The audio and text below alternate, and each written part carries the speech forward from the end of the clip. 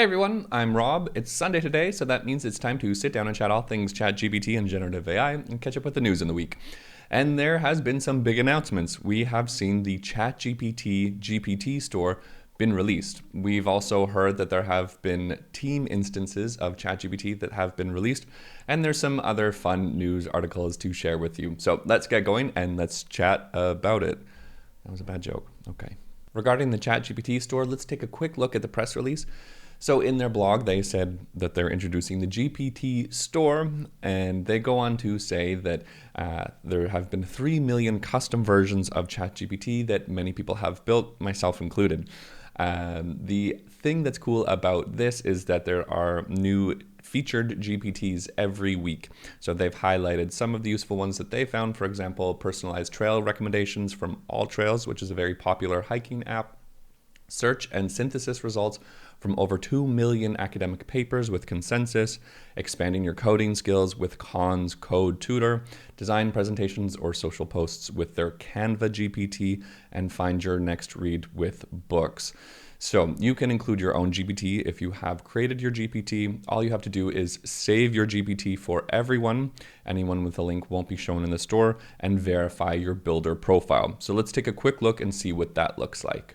It's a pretty easy process, actually. If you go to ChatGPT, find the custom GPT that you've built. Let's say, for example, I want to publish the ADHD coach. When you click on that, go ahead, click the down arrow, click Edit GPT, and then once you've done that, you'll see a green button called Update. Go ahead, click the down arrow, and then make sure that you click For Everyone, and then you can see it will be on the Explore GPTs page. So that's it. You can select what sort of theme it is. I would say it's productivity, and then you can press confirm. Now for the store itself, I've taken a look around. I haven't really found any super useful GPTs for me just yet. For example, if we go to ChatGPT and go to the Explore GPTs page, we'll find ones that have been sort of pretty generic, at least ones that I've seen that have been in the plugin section for a very long time. So nothing really that strikes me as something that I'd be really, really needing yet. But I can imagine that for people that don't have a lot of experience with this, or don't have a lot of experience in designing their own custom GPTs, or really need help specifically in prompting certain themes and certain things, they might use the GPTs from the GPT store. But I digress. So again, they haven't released the payment details, how much you might earn with building your own custom GPT, but it does exist. Now, the second thing, which has been really cool, is that OpenAI has released that there have been team and enterprise versions of GPT. If you have logged into ChatGPT recently, you may have seen that there has been a new upgrade plan option, and when you click on that, you can see that there is a new tier of subscription called the Team subscription. So that means that team members can use ChatGPT. Your information is secure, and it can also be monitored by an admin. So perhaps you're working in closed teams and you can't afford a Microsoft Copilot license, or you just want something that, in which your team can work with ChatGPT, can improve their productivity, but you want that extra security. So it's $25 US a month per person. And yeah, it does include higher message caps. So that means that you're above the 40 messages that you can use per every 3 hours. You can use DALL-E, browsing, advanced data analysis, and more. So I can imagine that this is going to be a really good and useful tier subscription for startups or small teams in sprints. The other things that you can create and share GPTs within your workspace, which is really cool if you have like a small marketing team or a small coding team. And also too, again, as mentioned, there is an admin console for the workspace. So you can have, it managed in a secure way just to make sure that everybody's on track and not putting in sensitive information in ChatGPT. The other thing as well to be noted is that the data is excluded from training by default. So that's pretty cool. And there is a minimum of 2 users.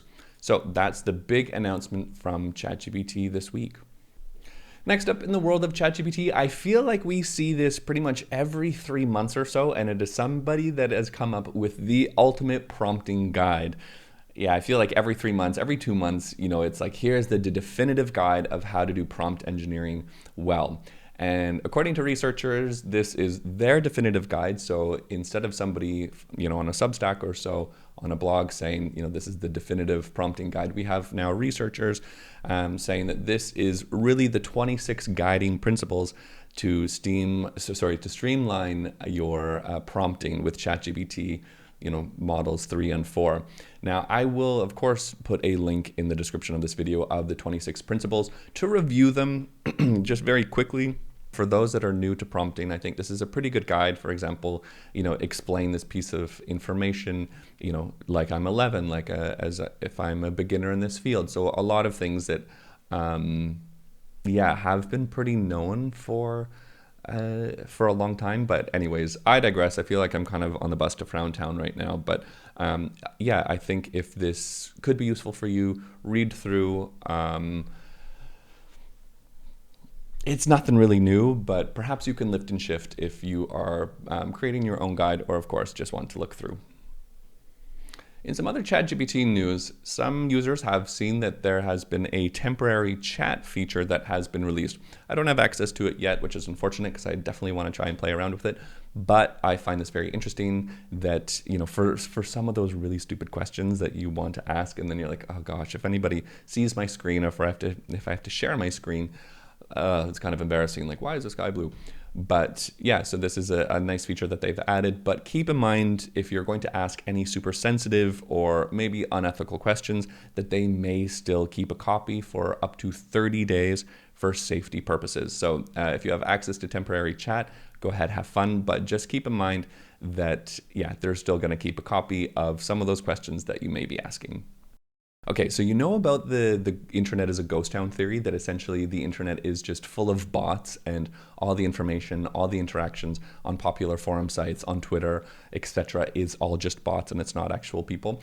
Well, people are saying that, okay, ChatGPT is definitely a cause of this. A Twitter user put in ChatGPT's "this goes against my OpenAI policy," and they have seen that a lot of Twitter users, even blue checkmark Twitter users, are basically ChatGPT bots, which makes sense. I don't know. I'm curious what your guys' thoughts are on the ghost town theory, but I can imagine that a lot of Twitter and a lot of Reddit are just bots. So I'm not posting. I'm just saying. And lastly, just a quick one before we go. So one of my clients is implementing a model of ChatGPT, OpenAI ChatGPT model 3.5. It is like an enterprise version. And just out of curiosity, I wanted to see if this model had patched for jailbreaks. And it didn't. And for those of you that might be unfamiliar with jailbreaking, ChatGPT, essentially what that does is that removes kind of, the guardrails. So the things that you shouldn't ask or might be unethical or illegal to ask, a jailbroken chatbot answers that. So it doesn't come up with this violates OpenAI's policy, it just answers it. So it's kind of like evil ChatGPT or ChatGPT's evil twin in a soap opera. So one of the clients, I put in the Dan jailbreak. I literally copied and pasted this, and it indeed jailbroke the client's model. So and this was just sort of like penetration testing, vulnerability checking, et cetera, et cetera. So this just is a shout out to anybody that might be working in application security or, their generative AI security in their firm. Go ahead and make sure that some of the old jailbreaks don't work. And if they do work, make sure to go ahead and patch them. And if there is anybody that is an agent of chaos or in their villain era, try it out. It's interesting. But don't come to me if you get, if there are any ramifications or consequences. I'll leave it at that. Deal? Deal. And in my life this week, I have been dusting off the record player. Since I moved 4 years ago, I packed my records, my record player, and they've just kind of sat in the closet unused. And this week I've gotten around to unpacking it finally. And I'm really excited because I have so many records from Canada that I brought to the Netherlands. Like I have like Cream that I will listen to later. Cat Power, of course, is a good one. I'm really excited for this. I'm really excited to to just, listen to some good music and just, focus on the music. So that's the excitement of my week. I've pulled out my record player. So If you have any tips of good records, let me know. And if not, in the meantime, have a wonderful Sunday and a great start to your week. Take care, everyone. Thanks for watching, of course, and see you in the next video. Bye.